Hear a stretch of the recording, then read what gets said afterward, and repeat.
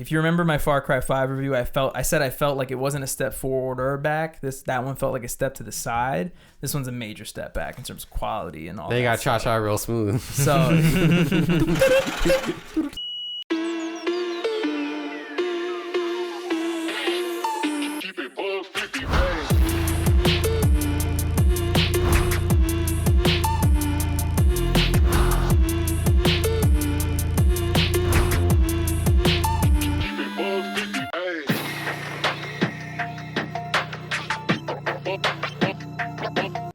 whoa, there's drones in the sky. The world is ending. Not really. It's just the Joystick Show, episode 218. Yeah, we're going to have a good one here. Did you see those drones last night? Yeah. They were over your neighborhood, too. Brought to you by drones. Yeah, I'm not even joking about that. Yeah, I know. I'm 100% Everyone, serious about everyone, I saw like posts in the community board about it. Oh, dude, you had to see my dad, right? He was so conspiracist last night. He was like, oh, my God. Bob, have you seen the news? Like, I could see like 6 of them. It was crazy. He has them on video. My Uncle Eddie texted me to get them on camera. He's like, you got good cameras, right? I was like, I don't have like a telescopic lens to fucking zoom in. Yeah, and get on a the drone specs on fucking a drone. 4,000 feet in the air, but you know. Oh my God. But needless to say, the world is not ending. In fact, we're still going. And until the world ends, we're gonna give you the Joystick Show. We were just joking about how this shit never ends. It's not. It's gonna be right on there with The Simpsons and like, I don't know, fucking mosquitoes. They're not going anywhere. If you want to know what we're talking about, it's a lot. We got it all planned out. It's going to be a fun one. Let's just say it's not... I don't want to say it's really planned. It's more of like, we're going to talk about these 4 things in this order. It's not... That's not a plan in my head. You know it's a format. Okay, and now, I like that. If you'll allow me to have the camera back, this is what we're going to talk about. Jesus, sorry about that. Dylan's really... derailing the show, but now I have to cut. It's a whole editing thing. I have to cut back. Anyway, let's get rid of that. Let's get onto the show. Oh, like, subscribe. It's like we haven't done this 217 times before, but now we can talk about the stuff that we have formatted into this episode. Dylan wants to talk about a movie thing. Yes. What the fuck is this so about? it's not. I mean, it's not actually about movie. It's not actually about a particular movie. Well, that's why you said it's a movie thing. Yeah, it's about the idea of movies. The idea. Movies are like the top tier art form, right? It's like that in music, right? Yeah. Those are like, and those are also like kind of the topics of the show. I like TV shows more than movies. Okay, that's valid. That's valid. But in my head, that's like narrative. Well, can I ask you a filmmaking. question? Like, when you say you like TV shows better than movies, in your head, what's like go-to best TV show for you? Don't think about it. Just okay. So I'll give you. So this is part of the reason why I like One Piece. It's because it has a lot of lore. Okay. Like a movie, you can only put so much lore into 2 hours. So you like the idea of something that can be, built it's up like a universe. How much of a story can you tell? So I'm guessing 2 hours, that's why you also like the Marvel films, because it's continuation, exactly. Yeah, that makes sense. Makes sense. Fair. Yeah. But I think in just terms of like, I don't know, in my head, the cultural impact of a movie is usually more than a TV show a lot of the times. And I noticed that from the last few days of my life. So on Wednesday, I get a phone call, right? A lot of phone calls on Wednesday. I don't like fucking phone calls, right? And I get a phone call from my man Shane, who is a sales representative for the New York Islanders. And I don't know if I just answered this phone with like the utmost charisma or whatever, but like a couple of minutes into the phone call, he was like, look, Dylan, he's like, I had a couple of people back out on me if you want free tickets to tomorrow's game. And immediately I'm like, a little skeptical, but okay. But he, it's a sales tactic. They have these seats available or whatever. I'm like, okay. Immediately, I was like, I call you back. Call Marianthi. I'm like, you want to go to the Islanders game tomorrow? She's like, sure, why not? Whatever. So we got free tickets to the game, free drinks, good time. Lit. I just had to talk to this guy about like plans and memberships and stuff. I'm gonna buy like a like single game seats or something. I've had a couple calls myself with the Barclays Center staff about and it's like if you're gonna do that for me, and these were like they were like $60, $70 seats. They were like pretty good seats, So it's like, of course I'm gonna take that offer, and then now it's just like a BOGO situation where I went to a game for free and now I bought tickets to another one. So So now when we go to a game, I'll email my man Shane and be like, but the reason why this is important. We're going to get Shane on this podcast. Yeah. And we're also going to talk about movies at one point, because at the Islanders game, like when they do like the things, they did this probably about 1 or 2 times per period, where it would show an entire scene of a movie,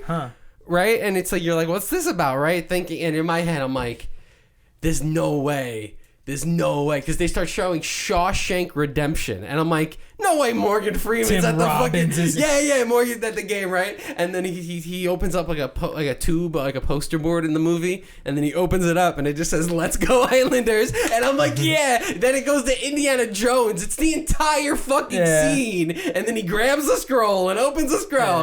Let's Go Islanders, and I was like, firstly, how did they get the rights to do this? They don't have the rights. They just started playing a minute of the fucking movie, but like, I think that is so beautiful that that's our reference to like, what would people in a hockey game like? It's like movies from the 80s, and then you put "Let's Go Islanders" on a piece of paper, and then I go home with my fiance to her house after her parents go to sleep. We watch House. Beautiful time.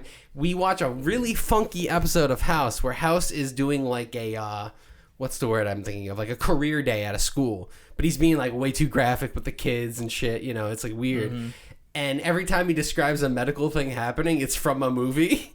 So they literally did a 1-for-1 recreation of Pulp Fiction, the scene where like they go into the apartment or whatever. In the beginning of the movie. And then it's like the whole dialogue between John Travolta and Samuel Jackson, and then Omar Epps is like behind the briefcase and opens it up, and then House has a gun, and I'm like, and then the little kid's like, "That's Pulp Fiction, you can't see it." And I'm like, the fuck? And like all of these movies are just following me, and I love it. I mean, it's like I think that more people should be film buffs, because of how much like they're referenced, we reference them, and in general, people. I mean, I don't know. After we end this podcast, we're gonna make a fucking video where we literally just flex our film buff. Exactly, and I'm like, and I'm looking. Even the one time I played Cineturner, I should have practiced.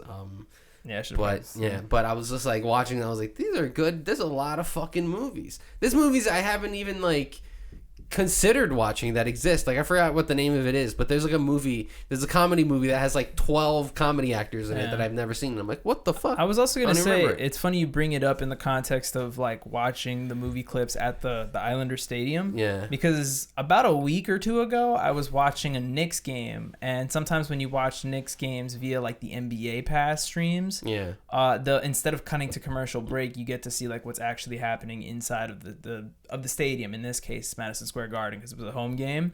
And to hype up the crowd, they played like a 1-2 minute montage of movie and television clips that all reference either the Knicks or like movie and television characters going to Madison Square Garden to cheer on the Knicks. And it's just like, because the Knicks are one of the most, besides the Lakers, they have to be like one of the most MSG famous. is like, that's it's like a place. It's like, but it was kind of cool, and it plays to the effect of not only how important movies are, but how movies can then play to like advertise things like sports and stuff like that, which is even more cool. But it's funny you bring that up, because it segues perfectly into something I wanted to rant about real quick. I don't know what this is, but I'm interested. So big fan of the show Jeopardy. Love Jeopardy. It's one of my favorite. It is my favorite game show of all time. If you are unfamiliar, Jeopardy decided to take a weird step in the creative department and make a new show. It's called Pop Culture Jeopardy. Streams on Prime Video. It's hosted by Colin Jost of Saturday Night Live. And it infuriates me. Wait, it feels like they took everything that I love about Jeopardy and spat on it. And I think that's the whole. I think that's what they tried to do. No. Well, it's funny because Colin Jost kind of makes a joke at the beginning of the first episode where he's like, "Welcome to Pop Culture Jeopardy, a show for the people who get mad when people on regular Jeopardy miss questions about celebrities or stupid stuff, So really, it's like a joke that it's a show made for like, I don't want to say less smart people, but for like, just people who don't like, who only care about pop culture. Right? Yeah. What's Snooki's favorite color? It's exactly that, bro. It's like, those are the $1,000 questions. Yeah, it's ridiculous. So, because I was on board, I was really on board when you first said it, because I'm like, that is a thing. Like, people on Jeopardy always get the sports questions wrong, and then they get like the weird category stuff is kind of cool. Like, they had one that was like getting famous off the internet, and they were like really specific questions. Like, you had to know the name of the yodeler kid, and I've totally blanked. I don't know. Mason Ramsey. Totally forgot that shit. But here's my major gripe. They changed a lot of the format stuff. First and foremost, where I can't get too mad is it's like a tournament style show, so it's a limited series or at least a limited season. It's not like an ongoing thing like Jeopardy is. Yeah. But every team, well, that's the first thing. It's teams. It's not solo players. Already it's teams no. of 3. Already gone. So there's 9 people on every episode. What the fuck? And they stand together in a little pod, 3 of them, and they have team names, and it grosses me out. It's like Jeopardy team names. It's like we're the Queen team. Like no. It's supposed to be fucking genius people that are fucking smarter than you. Exactly. All right. It's the cream of the crop. When you watch the NBA, do you want fucking Jim playing? No, you want NBA players playing. They had another thing. It's a brand new thing that they've adopted into the show called a triple play. It's hidden on one of the question boards. It's basically a question that has 3 answers, and all 3 people have the opportunity to give one of the answers. But if you miss one, another team gets the opportunity to steal it, essentially. And then like one of the questions, it was like internet famous. It was like a TikTok question. And it was like that TikToker that has a video where she's like, I'm going to need a man that's 6'5", blue eyes, and a trust fund. But that was the answers. It was like, what does she need in her perfect man? So the one guy was like 6'5", and the other one was like, what is blue eyes? And the other guy's like, I don't know. Like, it's a weird format. It's just very strange, right? Weird. So that being said, not really that big a fan of Pop Culture Jeopardy.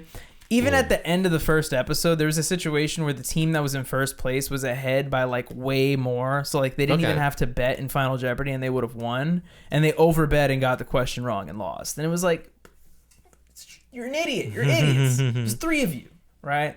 But long story short, the game was made for them. I will say that if there is one shining thing in this show, it is Colin Jost. He's actually an incredible host. He is very, very funny. It's the guy from Saturday Night Live who does Weekend Update with Michael Che, the white guy and the black guy who do the news jokes. I'm about to Google him real quick. You know, he's married to Scarlett Johansson. He also he did. You're gonna gonna see him and you're gonna go, really? He's married to What's his name? Scarlett Johansson. Colin Jost, Jost. Oh, here we go. Yeah, that guy. Oh, this guy. Yeah, exactly. That guy. So Pop Culture Jeopardy. Not for me. That also being said, I'm gonna watch every single episode because it feels good to get like 95% of the questions right for once on Jeopardy, but everything else just very much annoys me. It sounds bad, honestly. It's, at least it's on Prime Video. It's not on cable TV, so I can't get too mad about it. But that's my gripe with Pop Culture Jeopardy. Dylan, yes, you've been playing video games, right? Yes. So I've been trying to once again go through this everlasting backlog of games, right? So I was looking at all these games I own, and I'm like, I'm in the mood for like a story-based game, like much like a movie. I'm in the mood for a narrative experience, right? But fuck these Telltale games, like I'm looking through all of them. I'm like, I think the only ones I have the rest of the Walking Dead series, which I never played all the way through. Like I only did part of season 2, part of season 3 for some reason. I guess I got burnt out, and I guess this is something I don't like. So I then decided to play a game which people refer to online as Road 69, but it is the game Road 96. I think I've heard of this. Yes. Honestly, I thought this game was going to be like a 5 out of 10, maybe at most. It's like, I was like, oh, it's going to be like a fucking Telltale game. I don't know anything about it. And then, that'll be my platinum and I'll go on my merry way. But this has to be one of the better narrative experiences I played the entire year. Better than probably most movies and TV shows I've seen as well. The only one I could think of that probably trumps it would be like Wicked Part 1. I was going video games, man. I mean, I'm sorry if you guys don't like video games. The rest of this podcast is gonna be a little bit of a fucking. We'll sprinkle some stuff. Dredging, going on right now. Don't worry. But so I don't know how to really describe this game. The lore is kind of like alternate history, alternate reality, where like America, instead of being one country, is like several different countries, and the one you're in is a dictatorship, and you're trying to escape. Gotcha. But the gimmick of the game is that whether you make it or not, you start right back up as another person.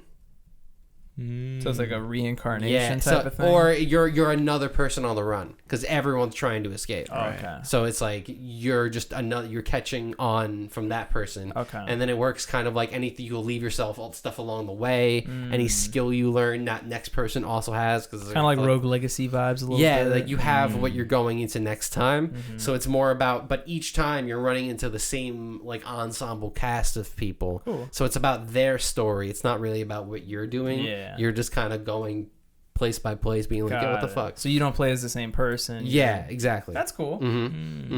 And honestly, I had some notes into like what I liked about the game and stuff, but it basically turned into why Telltale games are kind of shit, and this is way better.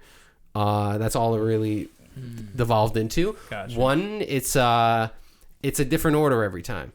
So the reason why I said this was movie related was because also that in like the thing, it says like all of these like directors and stuff that they were like influenced by, like Tarantino and stuff like that, which I kind of see. It feels kind of like PG-13 Tarantino kind of vibes with like a hint of like teenage comedy. Like Juno, I don't like that sort of thing. I don't really know how to describe it, but it's weird that you're describing a video game. Like that's kind of, it's like I'm thinking movies, but then I have to immediately relate it to like, yes. What else makes this better than a Telltale game? It is first person also. Are the Telltale game? Oh, okay, no. They're in third person. And even some of the better story games on the PS4 and PS5, Last of Us, God of War, they're all third person. Yeah. And not that takes you out of it, because sometimes you need it for like gameplay elements, but to be like, I can't see what's over there behind me right now. I have no idea what's over there. But in a video game, you can kind of see most of the time. Yeah. That's kind of bullshit. And like, if everyone looks at my character, I'm like, oh, they're looking at my character. But if everyone in the room turns and looks at me, I'm like, shit, they're looking at me. You know, it is different. It is 100% different. And so the order of the scenes are different every single time. It's like more open world. And fucking hits you in their feels, man. I was like, early on, I'm like, I don't give a fuck about any of these characters. And in the end, I'm like, like I didn't even get the ending I want. Like I got an ending that like not everyone died, but like a bunch of people got shot. And I was like, what did I do? What my choices led to this, man? I should have did the nice choice. You're a bad person, Dylan. Yeah, maybe I shouldn't have said revolt every time. Like every time I got the chance to graffiti, I was like, fuck everybody. I was like, really like, you know, but you know, my actions have consequences. But yeah, solid like 9. If I was specific, I'd do like a 9.2 or some shit. Wow, 9. But yeah, I mean, the game also has like more gameplay in it than Telltale. It's much more like an actual like game. Yeah, like there's mini games, there's puzzles. You're not just pressing X. I can run around left and right. I can go to the store and buy something. I can look for a collectible. I can actually, you know, there's a lot of stealth involved. Like I gotta like pretend to be someone else. I gotta hide from the cops. You know, it's very much like half the game is like vibes driving through the desert, and then the other half is someone's trying to shoot me in the head. Gotcha. I gotta run away. Interesting. Like, yeah, it's good game. Sounds fire. Yeah. Cool.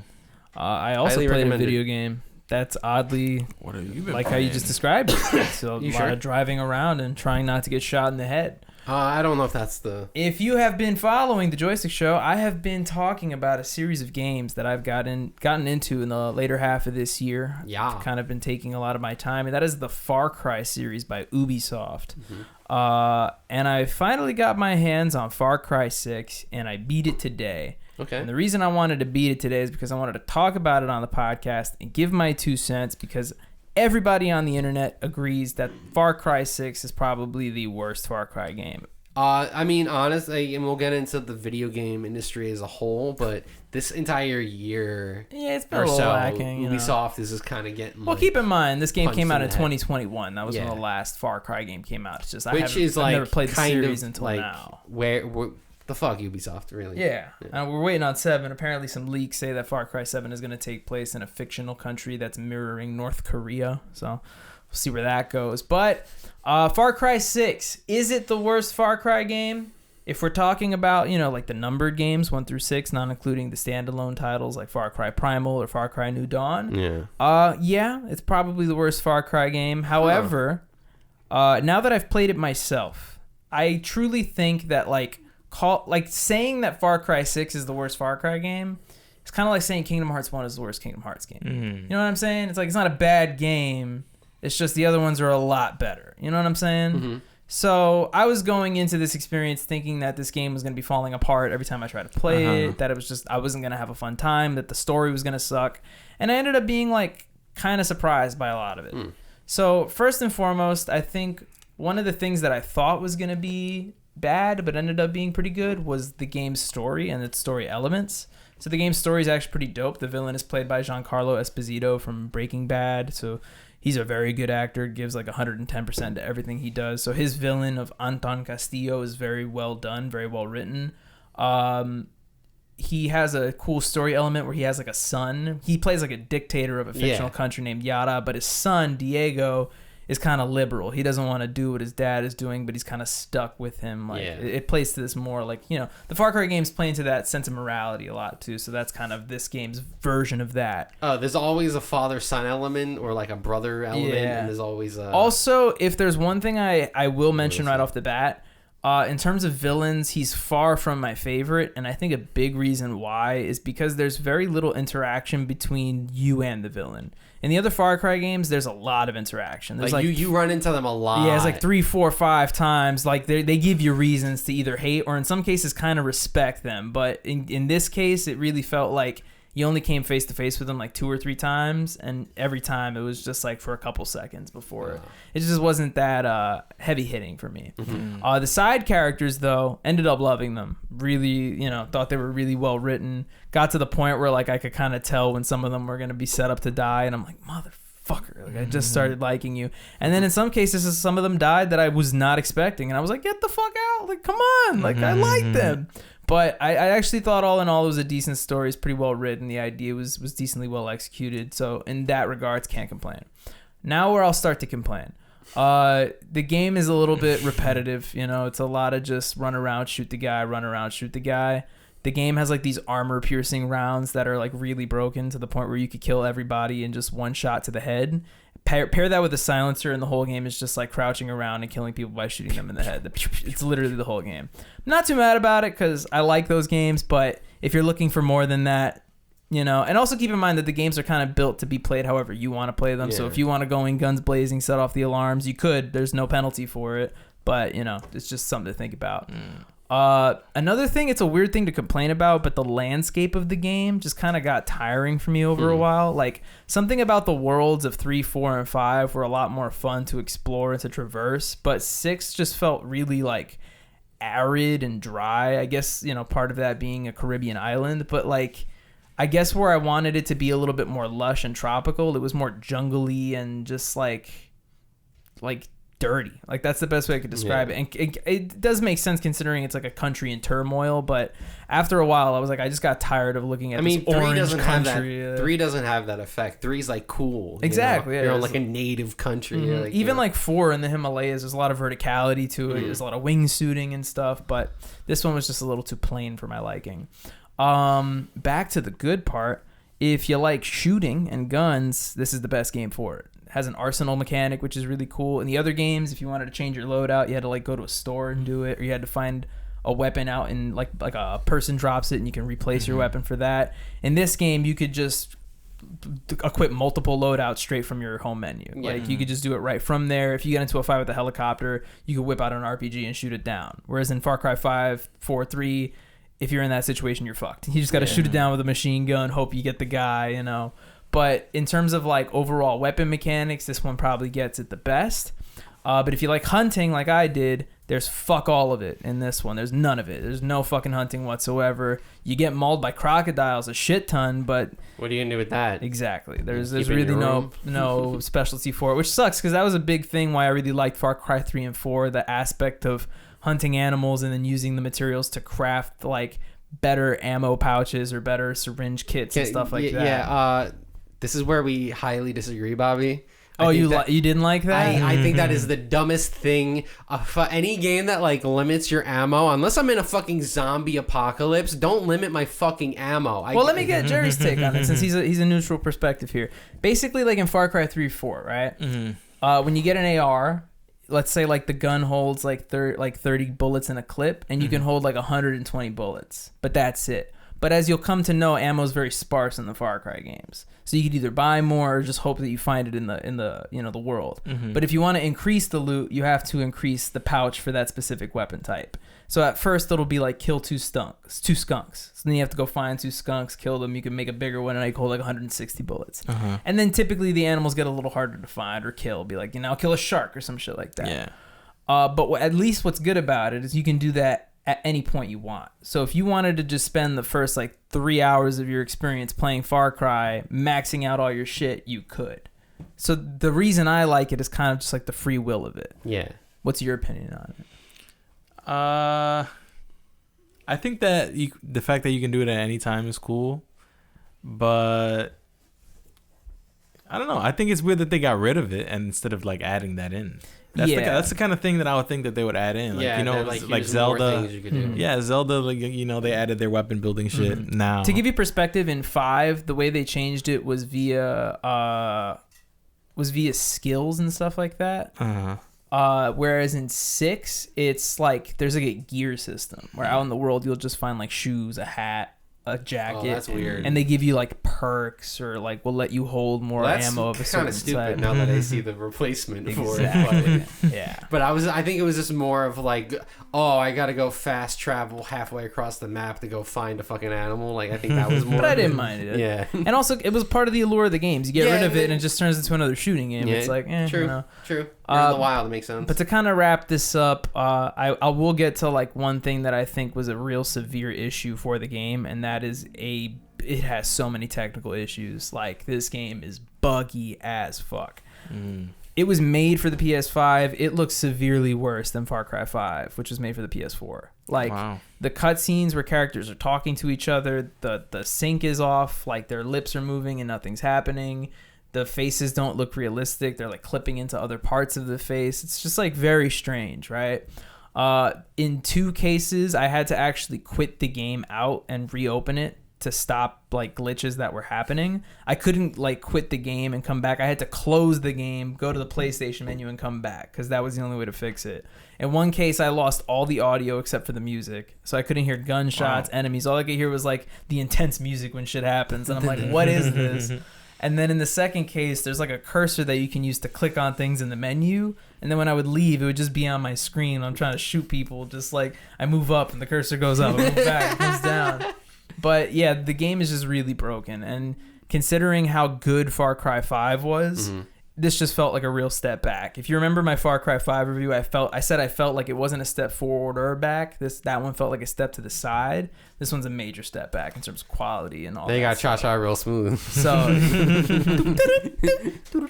So real quick, I'd like to rescind. I think I gave Far Cry 5 like a 7 or something like that. I'm going to go back and say that Far Cry 5, you only know what you had until it's gone. That was an 8.5 of a game. This one is like a solid 7. Oh, okay. It's not a bad game, but it's a Far Cry game. The way you're making it sound, it's a far cry from. Thanks, Jerry. That's why you're here. No, real quick. Like, I think the important thing to note is this: like, it's not a bad game, but it's from a series that you'd expect much better from, and that's kind of the way you describe it. Sounds like a 5, bro. No, trust me, because that's you have to take my word for it. I went into this game expecting a 5. But it ended up being a 7. Like, I had fun with it. The story really did get me into it. Like, I went into this expecting to not really be gripped by the story and for the gameplay to just suck. When in actuality, the gameplay was just mid at best, and the story was a lot better than I expected it to be. The buggy stuff is just more so like it's the presentation of it is more so like this is like ugly. Like, I've seen better from this company. Why are you going backwards? But that's my spiel. I'll give it a 7. It was a good game. It was fun. And that's that. Yeah. Now let's talk about the future of gaming. Yeah. Yes. Jerry, what did we do yesterday?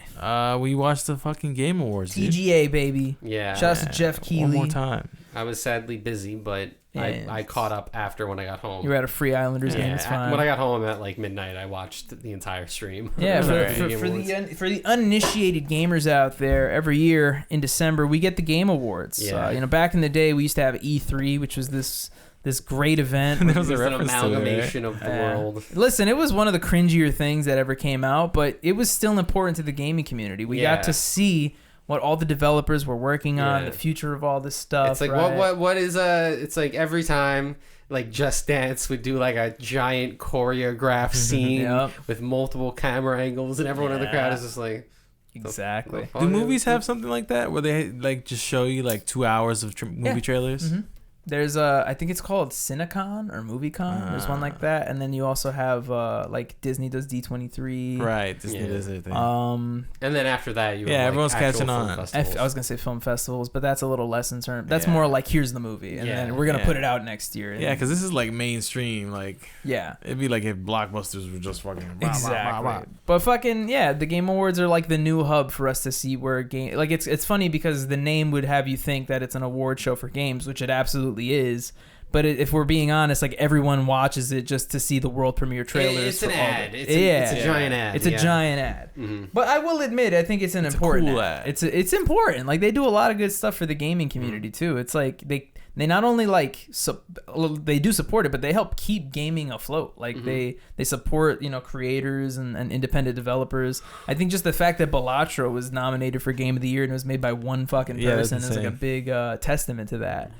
But that being said, to stay on point, we were all just watching for the cool gameplay trailers, and we got like 5 cool gameplay trailers because all the other ones were just fucking anime bullshit. Oh my god, every single one was Yeah, it was like 50% Infinite mobile Nikki games. on the iPhone. It's Yeah, like I don't know, like some of the bigger franchises I get, I'm like, yes, these are like Virtua Fighter's coming back, Yeah. Turok is coming back. Turok, There's Witcher huge ones that are 4. coming back that Right. you're like, wow, okay, cool. But I think it also just goes to show that like American unless it's an indie developer, yeah. there's nothing good to come. Like, Well, Dill, did you get a chance to watch any of the world premieres from yesterday? mhm. Do you have one that you would consider a favorite that you saw? Oh, I mean, like you said, the beginning kind of opened with some like 2 of my favorite Very games. Dylan censored games.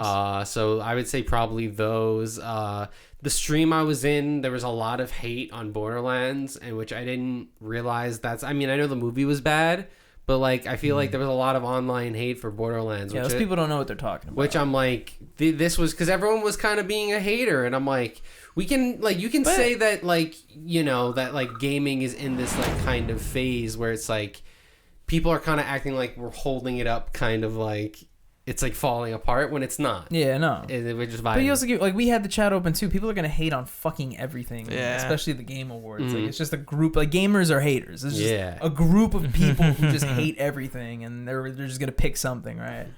But that being said, so you would say the early. I would say probably like Dave the Diver, or even like Borderlands, something like that. I would probably say. What about you, Jerry? I don't know. There was some games that looked cool. I feel like it's usually the indie game stuff. Like there was that soccer game that looked kind of interesting. That does look sick. That does look Yeah. sick. I want to play that really badly. Like stuff like that is always like what I'm looking for. I'm like, Yeah. you Even know, that packing game looked kind of fucking. yeah. Or what was the 3D packing the game. Pac-Man? Oh, yes! Yeah, That I want to play Metroidvania. that That was really cool. badly. It's That always some looks weird cool. stuff like that I'm looking That for. looks sick. I want to play Any of that that. quirky shit, you're like, yeah. But then that like a small team worked on that. You know what I mean? Yeah. That's not like a big game. Of course, Borderlands 4, and I'm kind of interested in Naughty Dog's newest venture, Intergalactic, which Mhm. we were talking about in the chat earlier. People are very split on it, but again, I think that's just a testament to hatred. But also, it's Naughty Dog. You just kind of got to let them do their Trust thing and trust it, right? At the very least, you're gonna get like what, a 7, 8 out of 10 game. Just fucking rock with it. Word. Mhm. But yeah, I had a good time watching the Game Awards. If I'm being honest, I think I wanted a little more. I was almost expecting Yeah. to see like a Switch 2 announcement or some shit like that. But I expected a couple of like really big stuff, but you got like everything else. and I was partially joking about the anime game shit, but you are very quickly reminded how many people out there actually care about Yeah. these anime games. Where it's like as many times as I'd love to say who the fuck plays these, a lot of No, people a lot play of them, people, man. yeah. So I'm sure those people were having the times of their lives last night. I mean, you know your but- audience too. Like, But me, no. I want some of the classics back. That's what I want. Who was I talking to the other day? Where I think it was probably yesterday. Where it was like we were like, we don't even know how to start the new Final Fantasy game that was nominated for like Game of the Year. Yeah. because it's like they split it into so many pieces. They're so unclear. It's like rebirth. Yeah, I remember in the beginning they were and like, "Oh, okay, it's gonna be 4 pieces," and now it's like, "Oh, I don't even know." they don't even like number them properly. Yeah, it's no guide. It's weird. Is that did we clear everything on the Game Awards? I mean, I'm sure if Joey was here, he'd have more to say. Every time they said TGA, he thought they said GTA. Yeah. He perked up so hard, but unfortunately, he did not get that announcement. No, it's funny. They had like a most anticipated games. As if anybody else. Yeah, any it's like, other how game about is you gonna just show win. us one of those trailers, bro? Like, Also, shout outs to Astrobot. Game of the Year. Called that shit. Go back to when I called that shit. yeah, that was wild. Astrobot, baby. Deserved. But yes. Shout outs to the Game Awards. Shout outs to Jeff Keighley, son of the chief quality officer of IMAX. Yeah, we just found that out. Yeah. So shout out. Using that rich boy money for good. So thank you, Jeff. All right. Last thing we're going to talk about is related to video games. Correct. Jerry and I did a thing. Jerry and I did an interactive experience. Jerry and I have been supporting and we have been fans of the Super Smash Brothers Melee competitive scene for almost 10 years now, which is kind of crazy. Word. Sheesh. And we finally got to go to like a major tournament, which is really first cool. time. We've never gotten to go to one of that scale before. We've gone to a couple regionals, we've gone to locals before, but we've never gone to a major. Okay. Not only did we go to a major, we got to go to an invitational event where they think they had 7 of the top 10 players at. So it's kind of cool to be around that much talent, but it ended up being a fun ass time. It was fun. I didn't know what to expect, but it was pretty fucking cool. First and foremost, shout outs to J-Mook for winning. That was pretty cool. Also, shout outs to J-Mook for having a brief conversation with us. Very present guy. Yeah, word. Had a way deeper voice than I was expecting. Wait, what do you mean? Maybe it's not that it was deep, but that voice carries. Like resonant. Yeah, his voice Yeah. carries. It's like Joey. Like he projects. You know what I mean? yeah. Like, hi, like, whoa. I wasn't yeah, like expecting you're it. 2 feet away from me, bro. And then on the other end of the spectrum, in not only in terms of voice but also in terms of performance at this tournament, shout outs to Mango, who went out in dead last, losing every single one of his sets. That was the best. Who had the one of the highest voices I was not expecting. Went to go meet Mango. He was like, "Hey man, how you been?" I was like, "Whoa!" I mean, he streams. What do you mean? But that's what I'm saying. Like, I watch him stream so often. When you meet the voice, like the real voice, like I edit this podcast every fucking week, and I know that the voice you hear right now is different than the voice these two are hearing. It's a different pickup, right? Especially based on the mic that you're using, right? But in these cases, you notice that a lot of these gamers and streamers have a certain different voice quality than what you're used to hearing on microphones like that. That makes sense. That makes sense. So J Mooks was very resonant and Mango's was very tinny, but either way, it was very funny in that regard. But it was a cool experience. We found out that apparently New York goes crazy for Melee. Yeah, word. I didn't know until after the fact, but apparently that does not happen at regular Melee events. People were just like screaming their heads off, doing chants. It was a whole, it felt like a real sporting event, which was kind of weird. It really felt like I was at a mini Barclays, so to speak. You know, even the J-Mook chant, it feels, or that, it was the Aklo chant. Sounds like the Brooklyn, it's Aklo. But either way, very cool. They had a nice little friendly setup, so Jerry and I could play some Melee. I was kind of hoping we'd play some Rivals. He had Mango on the side playing the Mango only played Rivals setup the whole weekend. He wasn't even there Sunday. He was just there Saturday. It's just hilarious. played Rivals. Got to meet some other people. Got to meet Plup, cool dude. Got to meet Josh Man, first Australian dude I've ever had a conversation with. Very cool. Wait, really? Yeah, I've never met an Australian person before. Yeah. Have you met an Australian? No. Guys, go get out! What the fuck, man? It's not like a regular thing, Dylan. Yeah. I met several Australian They're people. quite literally on the other side of the world. Yeah, People think They're it's China. Here. They're It's in Australians. America. There's Australians in America. Also, very brief conversation with Josh Man, but it's one I'll never forget. Josh Man's old Melee tag used to be Sora, and I'd never really understood fully why. I mean, I'd always imagined that it had to be due to Kingdom Hearts, but I asked him in person, and I was like, hey, random question, where's your old tag Sora come from? And he just gave me this big grin. And Josh Man's like 6'2". He's like a tall dude. He just looks down at me, and he's like, oh, man, Kingdom Hearts, man. Great game. And I was like, yeah. It was fucking funny. I don't know why he made it sound more magical, but it's But it was. That's why. It's how he said it. Like, it was just the allure. There was a lot of passion behind it, because he literally could have been like Kingdom Hearts, but he was like Kingdom Hearts, man. Yeah, he's holding the key in his hand, bro. Yeah. Plup was chill, you know. They're cool people. Cool people, fun game, cool community. But I will say, fuck that event space for charging me $20 for 3 chicken tenders that weren't even seasoned properly. That was the one thing that pissed me off. Trying to charge me like Barclays Center level fucking prices for food that does not stand up. But yeah, I don't trust chicken tenders anywhere. But what was good was artichoke pizza. We probably should have just doubled down on that looking back on it. But either way, fun experience. You have anything to add to the Nouns invitational experience? Get the vodka pepperoni slice at artichoke pizza. Has nothing to do with the event, but yeah, have the vodka. No, I mean, I think it was pretty much what I expected. You know, like it was, some like setups and shit. Like, I was thinking about buying something, but I was like, it's just like Nouns branded shit. I was like, what I thought was cool is they had these like trading cards with the players on them. Yeah. But what's like funny is like you know how like Pokemon cards always have the rare on the back. So like the rare is just like a shiny version of like a top level player. So they did like one live where they were like, oh, we got Faust, and it's like, oh, Amsa, and the last one was like, I got a shiny Josh man. It's like, oh, it was stupid, but it was kind of cool. Yeah, there was sad Amsa. Yeah, I forgot about that one. So Amsa also went out dead last at this tournament, and aside from Mango, who was kind of phoning it in, Amsa just had some bad matchups throughout the week, unfortunately, and got upset at the first match of losers bracket, which he started in. But what was funny is when Jerry and I got there, we got there a little late that day, so I didn't even actually know what had happened with the Amsa set. So when I sat down, I was looking at my phone, and then like I felt a presence on the side of me. And when I looked to the left, no more than 3 seats to my left was Amsa sitting down, and he looked just like the saddest you could possibly be. Oh my God. Like in my head, I was like, don't talk to him. Don't give him a thumbs up. Don't even look at him. Just like let him go with what he's got to deal with it. And then after like 2 minutes, he just let out this big sigh and he just left the venue. And we didn't see Amsa for the rest of the day. That was it. And I was like, oh man, you just come from Japan and that's rough. That's definitely tough. But sad Amsa was definitely like one of the 7 wonders of Melee I was not expecting to see at this tournament. But either way, it was a good time. Good time to be had. And I'm a much bigger J-Mook fan than I thought I was. So shout out to J-Mook. All right. Yeah, that's fun.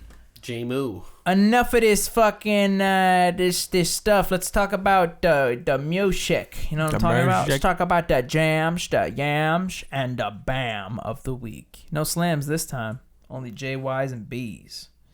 Anybody want to go first, actually? Joey couldn't be at the podcast, but he does have time to send us a video clip in the PlayStation party.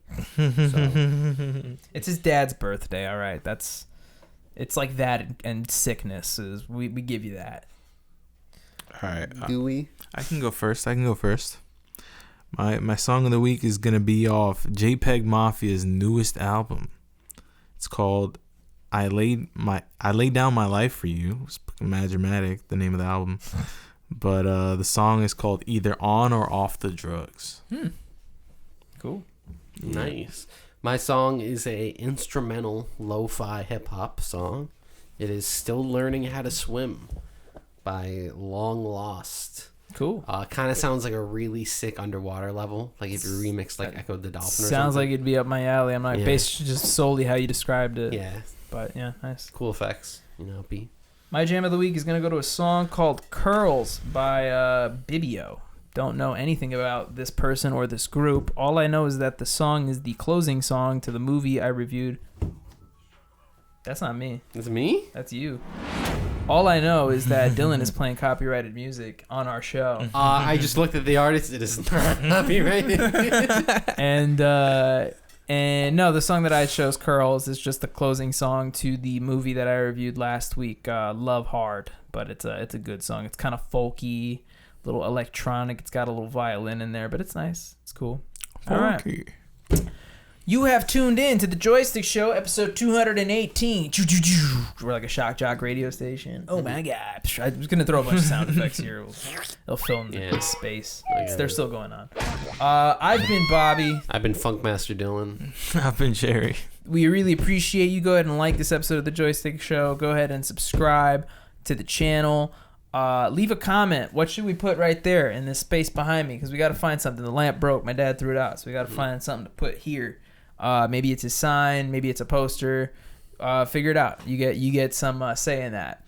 And now we're going to take a nice break. We're going to go eat some food, and we're going to make another video. But until next time, fellas, which is actually going to be a very special day. Yes. It's going to be a holiday the next time people tune in to watch the Joystick Show. Yeah. It's going to be a bit of a stocking stuffer. So go ahead and make sure you go ahead and peek in that stocking and pull out Bobby, Joey, Jerry, and Dylan for episode 219, airing on Christmas Day. And we hope you enjoy the rest of the 12 Days of Joystick, which you have been watching. I'm asserting my dominance. I'm on the table more than you. Oh, yeah? Well, now we're just touching each other. This is...